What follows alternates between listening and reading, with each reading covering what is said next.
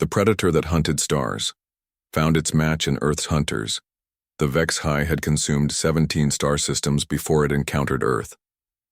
Commander Zara Chen studied the tactical display aboard the UES Persistence, watching the impossible creature drift through the void like a living nebula. Stretching across 3 astronomical units, the entity defied every law of physics humanity thought they understood. Its translucent body pulsed with the stolen light of dead suns, and tendrils, the size of gas giants, reached out to taste solar winds. "It's beautiful," whispered Dr. Marcus Webb from the observation deck. The xenobiologist's voice carried a mixture of awe and terror, and absolutely terrifying. The Vex-High had been humanity's introduction to the wider galaxy, a baptism by fire that came without warning. First contact hadn't been peaceful exploration or diplomatic exchange. It had been the screams of the Kepler colony going silent, followed by the horrific realization that something was eating their son. "Captain," reported Lieutenant Torres from the communication station, "we're receiving another transmission from the Galactic Council." Chen grimaced. The Council's message would be the same as always: evacuate and retreat. 47 different species had tried to stop the Vex-High. All had failed. The conventional wisdom was simple. When the Star Eater came, you ran. But humans had never been particularly good at following conventional wisdom. "Tactical analysis, Mr. Reeves," Chen commanded. The weapons officer, a grizzled veteran of the Martian Wars, pulled up holographic data streams. "The creature's hide is impervious to standard energy weapons. Nuclear warheads barely scratch it. The Centaurians threw planet crackers at it. Nothing. The entity regenerates faster than we can damage it." "What about its feeding pattern?" "It extends these proboscis structures into a star's core, siphoning stellar matter. Takes roughly 47 hours to drain a Class G star completely. It's been doing this for millennia, maybe longer." Chen nodded slowly. Humanity had only been spacefaring for 3 centuries, but they'd learned something the older races seemed to have forgotten. Every predator, no matter how apex, had weaknesses. "Dr. Webb, you've been studying the footage from previous encounters. What do you see?" The scientist manipulated the hologram, zooming in on the creature's feeding appendages. The Vex-High is essentially a massive biological organism.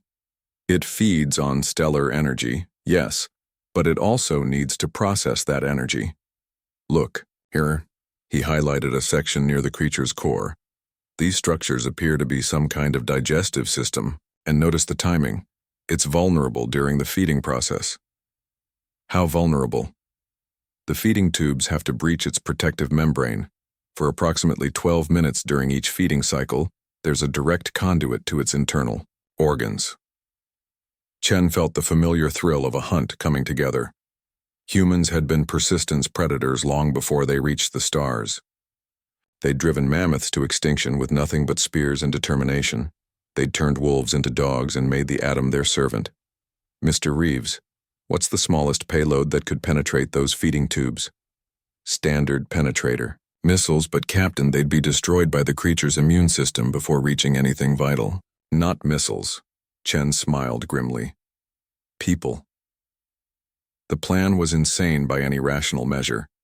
While the Vex-High fed on Sol, a team of volunteers would use modified EVA suits to infiltrate the feeding tubes. They'd carry experimental nanite charges, technology, so new it barely existed outside theoretical papers. The nanites would replicate inside the creature's digestive system, creating a cascade reaction that would poison it from within. 12 volunteers stepped forward. 12 humans who looked at the star-eating monster and saw just another predator to be outwitted. Commander Chen led the team personally. As they approached the feeding site in modified stealth pods, the Vex-High's massive form blocked out the stars. The creature's feeding appendages, each larger than Earth's moon, pulsed with stolen solar fire. "Remember," Chen whispered into her comm as they slipped into the creature's feeding tube, "we're not trying to fight it. We're trying to poison it. Stay focused on the mission." The interior of the Vex-High was like swimming through liquid fire. The team's enhanced suits protected them from temperatures that would vaporize planets. while they navigated through what could only be described as a living galaxy. Massive organ structures pulsed around them, processing stellar matter into bioenergy. They planted their charges deep in the creature's digestive core, nanites designed to multiply exponentially and disrupt cellular function. It was a long shot based on theoretical biology and desperate hope. The extraction nearly killed them all. The Vex-High's immune system finally recognized the intrusion, sending hunter-killer cells the size of battleships after them. Only 8 of the 12 made it out. For 6 hours nothing happened. The Vex-High continued feeding, apparently unaffected. Then it screamed. The sound traveled through subspace, a psychic wail that registered on instruments across 3 systems. The creature's feeding tubes retracted, its massive body convulsing. As the nanites spread through its cellular structure, the Vex-High, destroyer of civilizations, hunter of stars, began to die. It took another 18 hours. The creature's death throes sent gravitational waves rippling through local space, and its final collapse created a brief new nebula of exotic matter. But it died, killed not by superior firepower or ancient technology, but by the same persistence and ingenuity that had once driven humans to throw sharpened sticks at woolly mammoths. In the aftermath, as the Galactic Council tried to process what had happened, Chen stood on the bridge of the Persistence and watched Sol burn steady and bright. "Captain," Dr. Webb approached, holding a data pad. "We're receiving communications from across the galaxy.